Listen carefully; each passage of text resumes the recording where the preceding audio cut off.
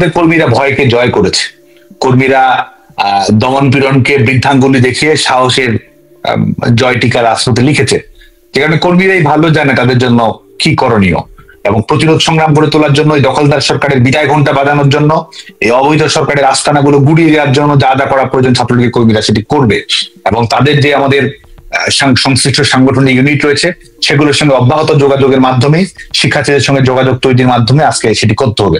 কারণ আজকে তো শুধুমাত্র আওয়ামী লীগ বা ছাত্রলীগ তো আক্রান্ত নয়, আজকে বাংলাদেশের আদালতগুলো এই ফ্যাসিস্ট দখলদার সরকারের স্বার্থ সুরক্ষার জন্য ব্যবহার করা হচ্ছে।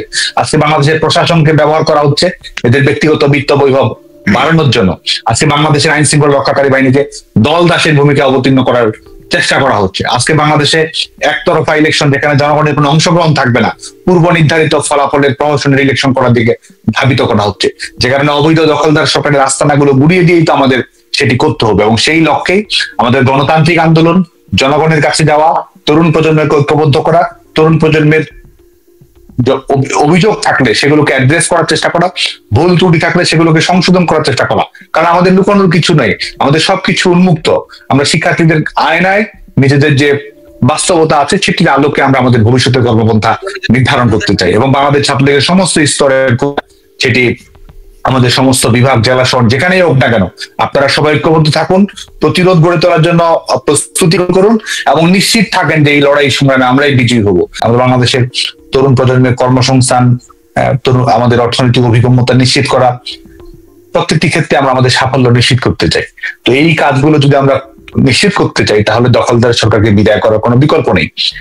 এবং সেই লক্ষ্যে আমাদেরকে চূড়ান্ত আন্দোলনে অবতীর্ণ হতে হবে। আমাদের এই দখলদার সরকার একটা অবৈধ কর্তৃপক্ষ, এই অবৈধ কর্তৃপক্ষকে কেউ যেন সহযোগিতা না করে, এই সমস্ত সবকিছু যেন প্রত্যাহার করে নেয়, এবং একই সঙ্গে প্রতিরোধ আন্দোলন যেন গড়ে তোলে, গণমানুষকে সাথে নিয়ে প্রতিরোধ আন্দোলন গড়ে তোলে এই দখলদার সরকারের বিরুদ্ধে। সেটি আমাদের কর্মসূচি। আদম ব্যবসা থেকে শুরু করে বিশ্ববিদ্যালয়ের ব্যবসা, হসপিটাল বিজনেস থেকে শুরু করে ডিজিটাল ব্যাংকিং এর বিজনেস, সমস্ত যিনি নির্লজ্জের মতো আজকে এই ব্যবসাগুলো করায়ত্ত করছে সরকার যন্ত্রকে ব্যবহার করে, তারা যখন আজকে যারা দুর্নীতি করছে তারাই তো আজকে ক্ষমতায় আছে। এবং আমি মনে করি যে বাংলাদেশের জনগণই এর জবাব দেবে। বাংলাদেশের জনগণ এদের উৎখাত করেই এদের যে ক্ষমতার, অবৈধ ক্ষমতার দুর্গ, এটি দুমড়ে মুচড়ে দিয়েই বাংলাদেশের জনগণ তার যা করণীয় করার সমাপ্ত করবে।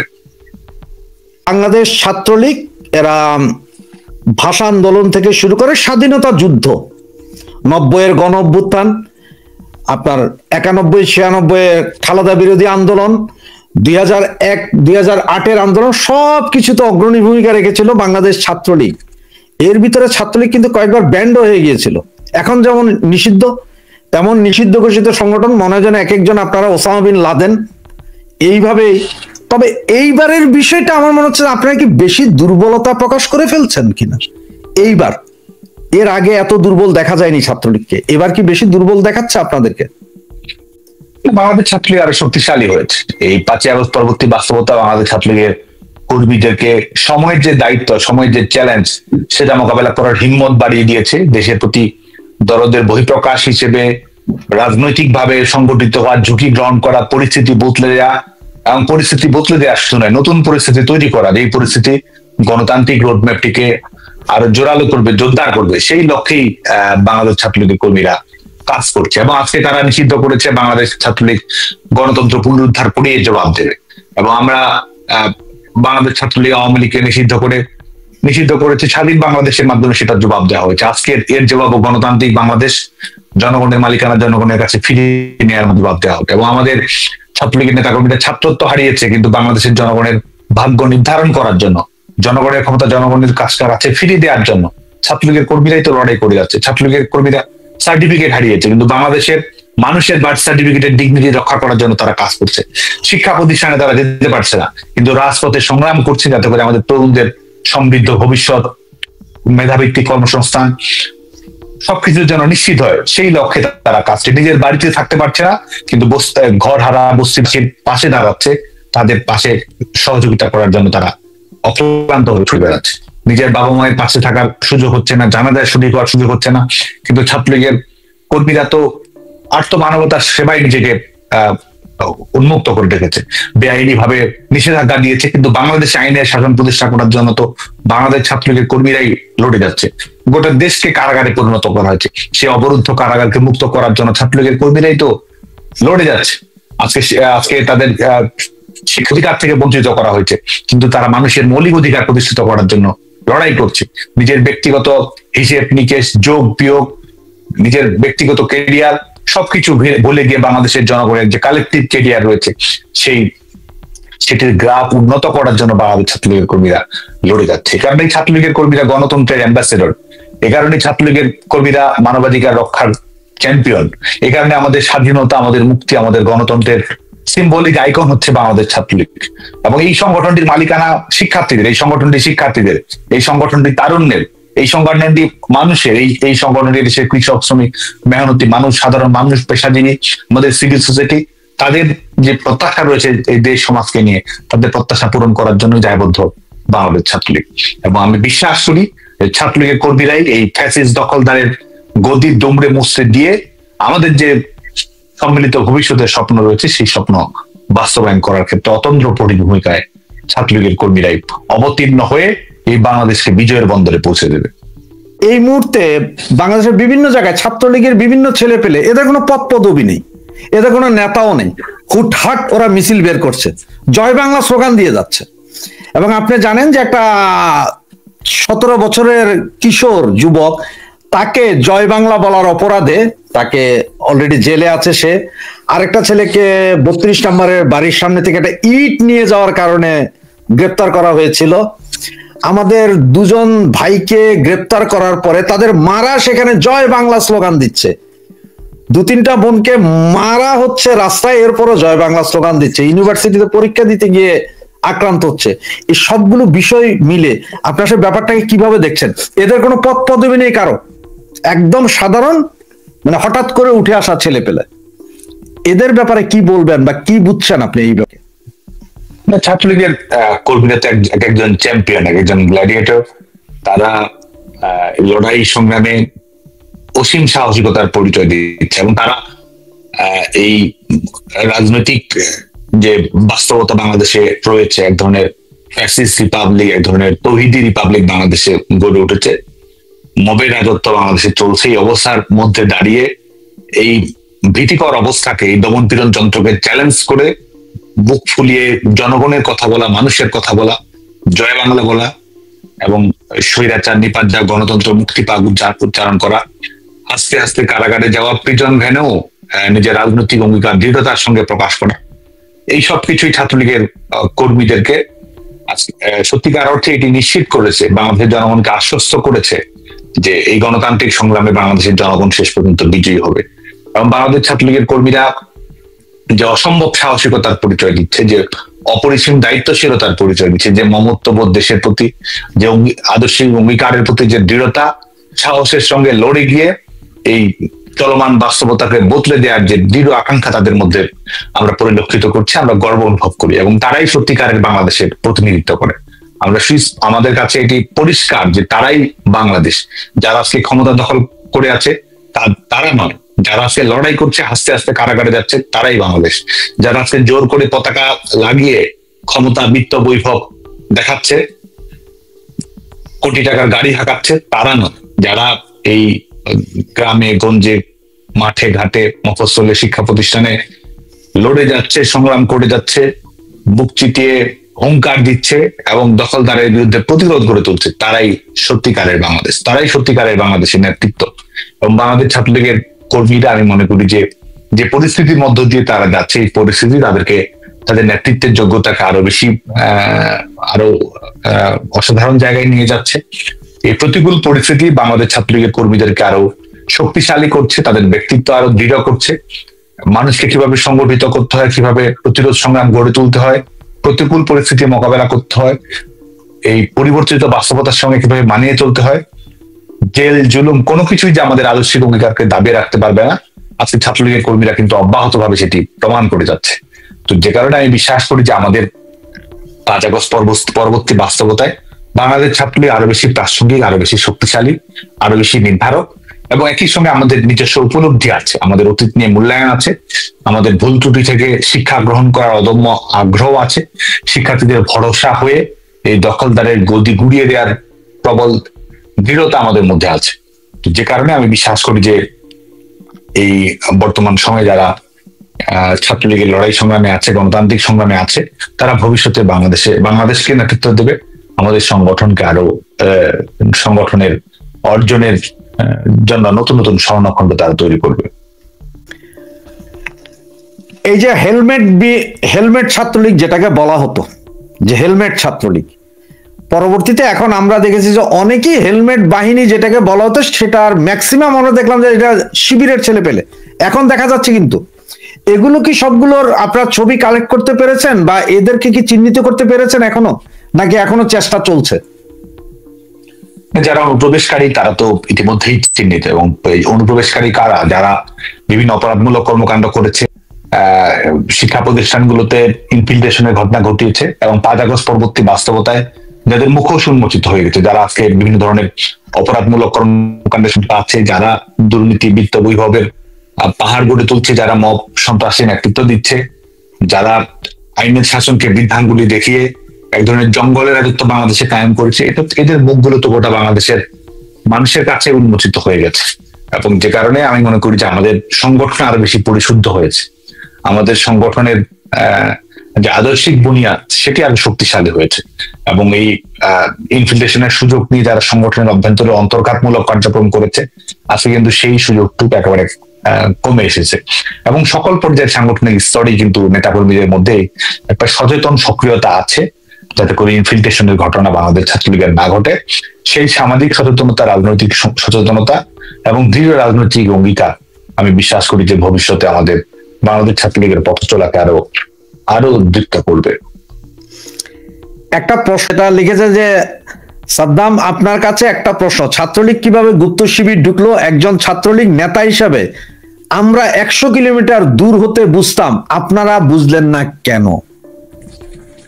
এই প্রশ্নটা কিন্তু অনেক, হ্যাঁ এটি নিয়েই তো আপনি দীর্ঘ সময় ধরে এটি নিয়েই মূলত আলোচনা হচ্ছে। একই আলোচনা হচ্ছে। তো পুনরাবৃত্তি না করে আমরা বলি যে আমরা ভবিষ্যতের দিকে তাকাতে চাই, এবং আমাদের এই স্ক্রিনিং প্রসেসটা যেন আধুনিক করা যায় সেটা আমরা করতে চাই, এবং একই সঙ্গে ভবিষ্যতে আমাদের কর্মপ্রক্রিয়ায় এই যে মুখোশগুলো ইতিমধ্যে অনুমোদিত হয়েছে, সেই রাজনৈতিক উপলব্ধি আমাদের সংগঠনের সকল প্রক্রিয়ায় যেন এটি অন্তর্ভুক্তি থাকে, সেটির একটা রিফ্লেকশন আমরা দেখতে চাই। ভাই সবার মতো আমারও একটা প্রশ্ন, যদিও আমার এখন বয়স নাই ছাত্রলীগ করার, আর বয়স নেই এখন, ছাত্রলীগ আমি আর করতে পারবো না, আওয়ামী লীগ হয়তো করতে পারি, ছাত্রলীগ করতে হবে। কিন্তু একটা আমার কথা, সেটা হচ্ছে যে এই মুহূর্তে যেসব ছেলেগুলো আসলে বিভিন্নভাবে কাজ করছে, অনলাইন অফলাইন রাস্তায় কাজ করছে, আবার অনেক ছাত্রলীগ নেতা আছে যারা তার নিজস্ব এলাকায় বিভিন্ন দলের সাথে অলরেডি নেগোসিয়েশন করে বহাল তবিয়ত আছে, ব্যবসা বাণিজ্য চলছে, ওদের কোনো ক্ষতি হয় নাই। আবার অনেকে আছে যে কোনোভাবে জেলে ঢুকে গিয়েছে, ভাই জেলখানায় থাকলে আমি নিরাপদ, তাইলে আর আমারে কেউ ডিস্টার্ব করবে না। এই সবগুলো বিষয় নিয়ে যারা আসলে এই মুহূর্তে রাস্তায় আছে, অনলাইন অফলাইনে আন্দোলন করছে, তাদের ভবিষ্যৎটা কি, মানে তাদের জন্য ছাত্রলীগ কি করবে, বা তাদেরকে অদূর ভবিষ্যতে কোনো কমিটি হলে তাদের এই মূল্যায়ন করা হবে কিনা, এই ছেলেগুলোর যারা এখন আসলেই ছাত্রলীগ করে জান দিচ্ছে, প্রাণ দিচ্ছে, জেল খাটছে, মাসকে মাস মাইল খাচ্ছে, এদের ব্যাপারে রাজপথে যারা আছে তারাই তো আমাদের সংগঠনের নেতৃত্বে আসবে, এবং আমরা তো বাংলাদেশ ছাত্রলীগের পক্ষ থেকে স্পষ্ট করে বলেছি যে যারা আজকে আমরা পরিবর্তিত বাস্তবতার কারণে সরাসরি সক্রিয় উপস্থিত থেকে আমাদের রাজনৈতিক কর্মকাণ্ড পরিচালনা করা সম্ভব হচ্ছে না, যে কারণে মাঠে যারা নেতৃত্ব দিচ্ছে তারাই আমাদের নেতা, ছাত্রলীগের তৃণমূলের নেতা কর্মীরাই আমাদের কাপ্তান, তারাই আমাদের সংগঠনকে এগিয়ে নিয়ে যাচ্ছে, ছাত্রলীগের পতাকাকে এই গণতান্ত্রিক সংগ্রামের দিকে তারা বেগবান করে নিয়ে যাচ্ছে। মাঠে যারা নেতৃত্ব দিচ্ছে, রাজপথে থাকছে, কারাগারে থাকছে, তারাই আমাদের এই গণতান্ত্রিক সংগ্রামকে সামনে থেকে নেতৃত্ব দিয়ে যাচ্ছে। এবং একই সঙ্গে আমরা আমাদের সংগঠনের সকল পর্যায়ের কর্মীরা যার যার জায়গা থেকে যেন ভূমিকা রাখতে পারে, সেটি ক্যাম্পেইনিং এ হোক, সেটি আমাদের সংগঠন প্রক্রিয়ায় সহযোগিতা হোক, সেটি নেতা কর্মীদের খোঁজ খবর নেওয়া হোক, সেটি কর্মপরিকল্পনা নির্ধারণ করে দেওয়া হোক, সেটি বৈশ্বিক জনমত, আমাদের বিভিন্ন আন্তর্জাতিক সংস্থা, আমাদের সাংবাদিক, আমাদের সিভিল সোসাইটি, আমাদের শিক্ষকবৃন্দ, তাদের সঙ্গে যোগাযোগ করা হোক, নৈতিক সমর্থন দেওয়া হোক, নেতাকর্মীদের নিরাপত্তা, সেই বিষয়গুলোকে দেখভাল করা হোক। সবাই সবার কাছে কিন্তু ভূমিকা পালন করতে হবে। আমাদের সংগঠনে ঐক্য প্রয়োজন। সকল পর্যায়ে নেতা কর্মীদেরকে আমাদেরকে সক্রিয়তা বাড়াতে হবে, মানুষের কাছে যেতে হবে, মানুষের প্রশ্নের জবাব দিতে হবে, এবং এটির মাধ্যমে আমাদের যে একটা বৃহত্তর গণতান্ত্রিক ঐক্য গড়ে তোলা, সেই জায়গায় আমাদেরকে জোর দিতে হবে। তো আমরা সেই লক্ষ্যেই আমাদের চেষ্টা চলমান আছে। আর নেতৃত্ব অবশ্যই যারা রাজপথে লড়াই করছে, সংগ্রাম করছে, এবং এই প্রতিকূল পরিস্থিতিকে যারা বদলে দেওয়ার জন্য আপ্রাণ কাজ করে যাচ্ছে, তারা আমাদের সংগঠনের নেতৃত্বের ভূমিকায় থাকবে। সাদ্দাম, এই যে জননেত্রী শেখ হাসিনার বিরুদ্ধে একটি মামলাতে ফাঁসি এবং 10 কাঠা, মাত্র 10 কাঠা জমির জন্য 21 বছরের সাজা, বিষয়টাকে আসলে কিভাবে দেখছেন আপনারা? আমরা এর আগে বলেছি যে এটি তো কোর্টের রায়, এবং এটি এমন একটা ক্যাঙ্গারু কোর্ট যাতে ক্যাঙ্গারুরাও আসলে সত্যিকার অর্থে লজ্জা পাবে। কারণ এই দখলদার সরকারের এই আইনগত অধিকারই নেই যে এই প্রক্রিয়ায় তারা বিচার প্রক্রিয়া সম্পন্ন করতে পারবে। দ্বিতীয়ত, এটি হচ্ছে যে আইসিটি ট্রাইব্যুনাল, এটির যে জুরিসডিকশন আছে সেটা হচ্ছে যুদ্ধাপরাধীদের বিচার কার্য সম্পন্ন করার জন্য। তো এই আইসিটি অ্যাক্ট 1973 অনুযায়ী এটি বিচার কার্য করতে পারেন। এটা এই কারণে এটা প্রাথমিকভাবে, মৌলিকভাবে এটি বেআইনি, এটি করার কোনো সুযোগ নেই। এখানকার বিচারপতি নিয়োগ প্রক্রিয়া করা হয়েছে, এটা সংবিধানের সম্পূর্ণ লঙ্ঘন ঘটিয়ে। প্রধান বিচারপতি সহ অ্যাপিলেট ডিভিশনের বিচারপতি যারা ছিল, মবের মাধ্যমে তাদের সেই সব বিচারপতিদের অপসারণ করা হয়েছে অবৈধভাবে। আজকে অ্যাপিলেট ডিভিশনকে তারা পুনর্গঠন করেছে, এবং ট্রাইব্যুনালের বিচারপতি নিয়োগে যে ধরনের শর্ত আছে সেই শর্তগুলো লঙ্ঘন ঘটানো হয়েছে।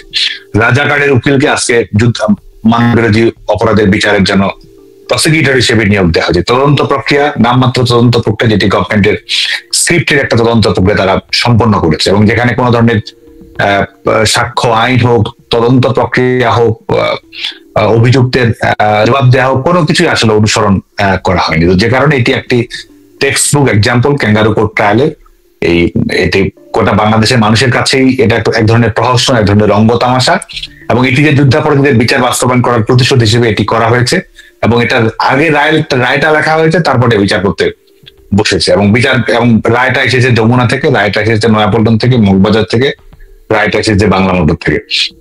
এবং আপনি দেখুন যে আমাদের প্রিয় নেত্রী বঙ্গবন্ধু কন্যা দেশরত্ন শেখ হাসিনার দৃঢ়তা, তিনি বলেছেন যে যদি সৎ সাহস থাকে তাহলে ইন্টারন্যাশনাল ক্রিমিনাল কোর্টে, আইসিসি তে এটি নিয়ে যাওয়ার জন্য বলেছে। এবং দখলদার সরকারের সেই হিম্মত নাই, কারণ তারা জানে যারা আজকে ক্ষমতায় আছে তাদের হাতে রক্তের দাগ লেগে রয়েছে, তারাই খুনি, তারাই মেটিকুলাস ডিজাইনের মাধ্যমে বাংলাদেশের ছাত্র জনতাকে হত্যাকাণ্ড ঘটিয়েছে। যে কারণে কিন্তু তারা আন্তর্জাতিক আদালতে যাওয়ার মতো হিম্মত, নৈতিক সাহস তাদের নেই।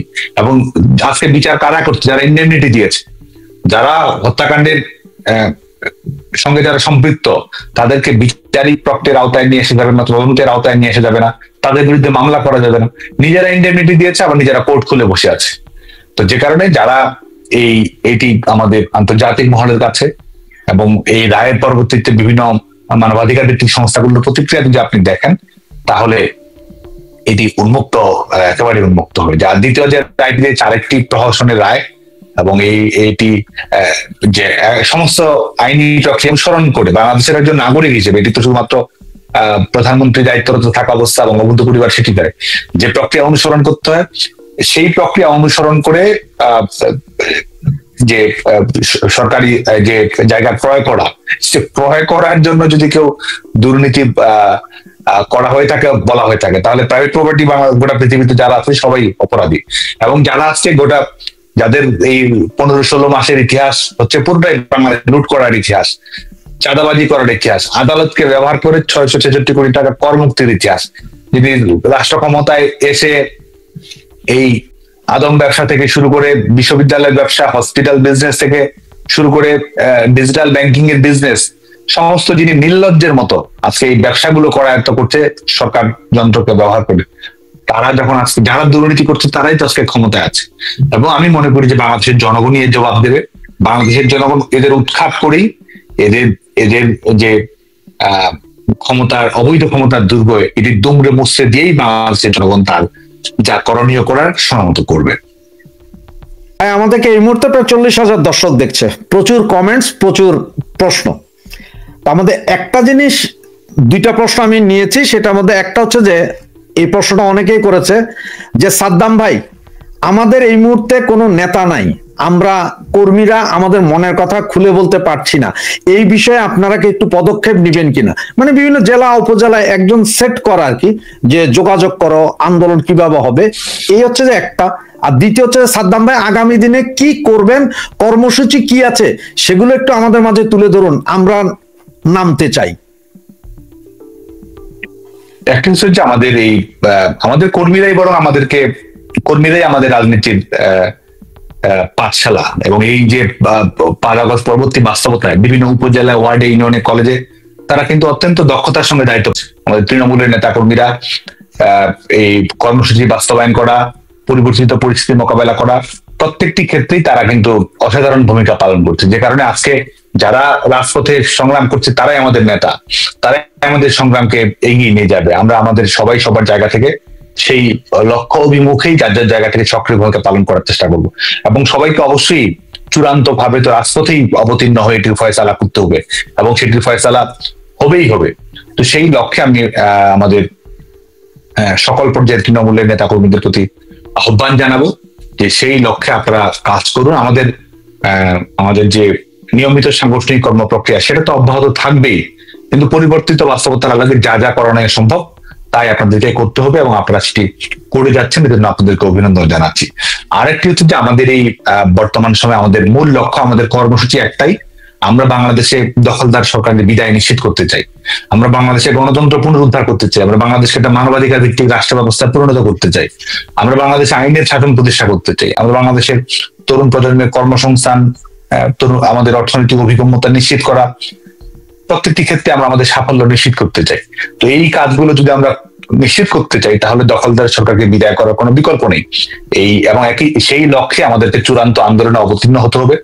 আমাদের এই দখলদার সরকার একটা অবৈধ কর্তৃপক্ষ, এই অবৈধ কর্তৃপক্ষকে কেউ যেন সহযোগিতা না করে, এই সমস্ত সবকিছু যেন প্রত্যাহার করে নেয়, এবং একই সঙ্গে প্রতিরোধ আন্দোলন যেন গড়ে তোলে, গণমানুষকে সাথে নিয়ে প্রতিরোধ আন্দোলন গড়ে তোলে এই দখলদার সরকারের বিরুদ্ধে। সেটি আমাদের কর্মসূচি। সেই লক্ষ্যে আমাদেরকে এগোতে হবে, সেই লক্ষ্যে আমাদের মানুষকে সংগঠিত করতে হবে, তরুণ প্রজন্মকে সংগঠিত করতে হবে। এবং বাংলাদেশে আজকে কোনো অবৈধ নির্বাচন, কোন ধরনের একতরফা নির্বাচন বাংলাদেশে হতে দেওয়া যাবে না। এটি বাংলাদেশের জনগণের অঙ্গীকার। বাংলাদেশের জনগণ কোন ধরনের প্রহসনের নির্বাচন বাংলাদেশে হতে দেবে না, এবং একতরফা নির্বাচনের মাধ্যমে বাংলাদেশের ডেমোক্রেটিক ট্রানজিশন সম্ভব নয়, বাংলাদেশে স্থিতিশীল গণতান্ত্রিক পরিবেশ তৈরি করা সম্ভব নয়, বাংলাদেশের কম্পিটিটিভ ডেমোক্রেসির জায়গাটি উন্মুক্ত করা সম্ভব নয়। যে কারণে আজকে বাংলাদেশের জনগণের সামনে একটাই বিকল্প, সেটা হচ্ছে অবৈধ কর্তৃপক্ষকে বিদায় করে বাংলাদেশে একটা বৈধ কর্তৃপক্ষ করা, যেই বৈধ কর্তৃপক্ষের মাধ্যমে বাংলাদেশে একটা নিরপেক্ষ নির্বাচন, অন্তর্ভুক্তিমূলক নির্বাচন, সকল জনগণ এবং রাজনৈতিক দলের অংশগ্রহণের মাধ্যমে নির্বাচন করা সম্ভব হবে। তো সেই কারণে এটি আমাদের কর্মসূচি। আন্দোলনের টাইমলাইন জনগণই নির্ধারণ করবে, এবং এই আন্দোলনের একটাই ফলাফল, সেটা হচ্ছে বাংলাদেশের জনগণ তাদের গণতন্ত্রকে পুনরুদ্ধার করবে এবং রাষ্ট্রের মালিকানা আবার জনগণের কাছে প্রত্যাবর্তন করবে। ভাই আমি জানি আপনি অনেক ব্যস্ত মানুষ, তারপরে আমাদেরকে সময় দিয়েছেন। অনেক দর্শকের অনুরোধ ছিল যে আপনাকে আর ইনানকে একসাথে এনে একটা প্রোগ্রাম করার, যে দুইজনকে একসাথে আমাদের এই প্রোগ্রামে আনার জন্য অনেকেই বলছেন। চেষ্টা করবো দুইজনকে যদি একসাথে কখনো পাওয়া যায় নেওয়ার জন্য। আমার শেষ দুইটা প্রশ্ন, আমি আর কমেন্টস থেকে প্রশ্ন নিব না, শেষ দুইটা প্রশ্ন। সেই প্রশ্নের মধ্যে হচ্ছে, প্রথম প্রশ্ন যেটা, কুড়িল বস্তিতে আগুন লাগলো, প্রায় 1000 পরিবার নিঃস্ব হয়ে গেল। গতকালকে ছাত্রলীগের কিছু ছেলে পেলে ওরা গিয়ে বিভিন্ন ভাবে ওদেরকে শীত বস্ত্র, খাওয়ার দাওয়ার চেষ্টা করলো, যার যতটুকু সামর্থ্য ছিল। এই বিষয়টাকে আপনি কিভাবে দেখছেন? আপনারই কর্মী।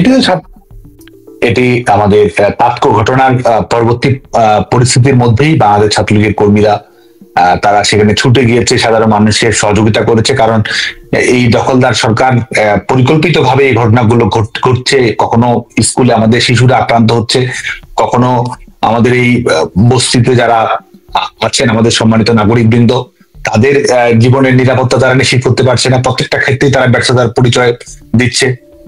সম্পূর্ণভাবেই পূর্ব নির্ধারিত ভাবে এই ঘটনাগুলো ঘটতে দেওয়া হচ্ছে, এবং এই ঘটনাগুলো ঘটার মাধ্যমে ফলাফলটা যেন তাদের নিয়ন্ত্রিত গোষ্ঠীগুলোর কাছে আসে, সেই লক্ষ্যে কিন্তু তারা অব্যাহতভাবে ভূমিকা রেখে যাচ্ছে।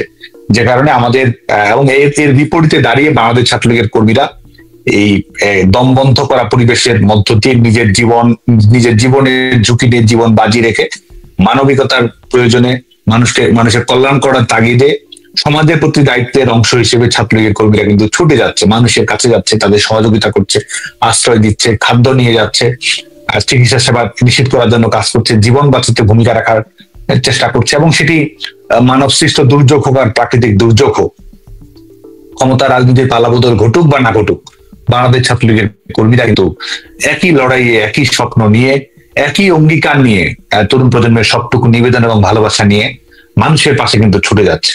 এবং ছাত্রলীগের কর্মীরাই আজকে কিন্তু এই অবস্থার মধ্য দিয়ে দেখাচ্ছে যে শেষ পর্যন্ত মানুষের মঙ্গল করা, সমষ্টির কল্যাণ সাধন করা এবং জনগণের অংশগ্রহণের মাধ্যমেই আমাদের এই রাষ্ট্র এবং সমাজ ব্যবস্থাকে সাজানো, সেটা ছাত্রলীগের কর্মীরা প্রমাণ করে যাচ্ছে। যদিও আমি বলেছিলাম যে আমি একটা শেষ প্রশ্ন করব, বলেছিলাম যে গত প্রশ্নটাই শেষ, তবে একটা প্রশ্ন না করে আমি লোভ সামলাতে পারছি না, এটা আমার ব্যক্তিগত প্রশ্ন। সেটা হচ্ছে যে বিভিন্ন সময় আমরা দেখি হঠাৎ করে কোনো মসজিদের সাইনবোর্ড, মার্কেটের সাইনবোর্ডে লেখা থাকে বা লিখে দেয় কেউ দেওয়ালে, ছাত্রলীগ ভয়ঙ্কর হয়ে ফিরে আসবে। আমার প্রশ্ন যেটা, ছাত্রলীগ কি ভয়ঙ্কর হয়ে ফিরে আসবে মানে কি আমরা কি ভয় পাওয়ার কারণ আছে বাংলাদেশের জনগণের, নাকি ছাত্রলীগ মানবতার ফেরিয়ালা হয়ে ফিরে আসবে, কোনটা? আমরা এটা বলেছি আগেই যে ছাত্রসা হয়ে ফিরবে। ছাত্রলীগ শিক্ষার্থীদের আস্থার প্রতিদান দিবে, ছাত্রলীগ বিশ্বাসের প্রতিফলন ঘটাবে এবং আমাদের রাজনৈতিক জীবনে যে সবসময় যে অঙ্গীকারটা আমরা, আমাদের পলিটিক্যাল ক্যারিয়ারের চেয়ে শিক্ষার্থীদের একাডেমিক ক্যারিয়ার আমাদের কাছে গুরুত্বপূর্ণ, শিক্ষার্থীদের শিক্ষা প্রতিষ্ঠানের নিরাপত্তা মর্যাদা আমাদের কাছে গুরুত্বপূর্ণ, শিক্ষকের মর্যাদা আমাদের কাছে গুরুত্বপূর্ণ, শিক্ষার্থীরা যেন দক্ষ গ্রাজুয়েটে পরিণত হয়, আমাদের বিশ্ববিদ্যালয়গুলো যেন বৈশ্বিক শিক্ষা মানচিত্রে জায়গা করে নেয়, একটা ইতিবাচক ছাত্র রাজনীতি যেন প্রতিষ্ঠিত হয়, ক্যাম্পাস ডেমোক্রেসি যেন প্রতিষ্ঠিত হয়, ক্যাম্পাস ভায়োলেন্সের ঘটনা যেন না ঘটে, শিক্ষা প্রতিষ্ঠানগুলোতে এবং বাংলাদেশে শিক্ষা যেন সরকারের সবচেয়ে গুরুত্বপূর্ণ অনুষঙ্গ হিসেবে থাকে, জিডিপির 6% যেন শিক্ষা খাতে ব্যয় করা হয়, আমাদের কর্মসংস্থানের সুনিশ্চয়তা যেন থাকে। বাংলাদেশ ছাত্রলীগ তো সেই লক্ষ্যেই কাজ করে যাচ্ছে এবং সেই লক্ষ্যেই তারা কাজ করবে, যে কারণে ভরসা হয়ে প্রত্যাবর্তন করা, শিক্ষার্থীদের ভালোবাসার জায়গাটিকে করে নেওয়া, আমাদের সমস্যা থাকলে সেগুলোকে অ্যাড্রেস করার চেষ্টা করা, শিক্ষার্থীদের অভিমানের জায়গা থাকলে সেগুলোকে সমাধান করার চেষ্টা করা, সেই লক্ষ্যে আমরা কাজ করব। এবং আমরা ভরসা হয়ে, শিক্ষার্থীদের ভালোবাসা হয়ে, শিক্ষার্থীদের বিশ্বস্ত বন্ধু হয়ে, শিক্ষার্থীদের বেস্ট ফ্রেন্ড হয়েই বাংলাদেশ ছাত্রলীগ থাকবে।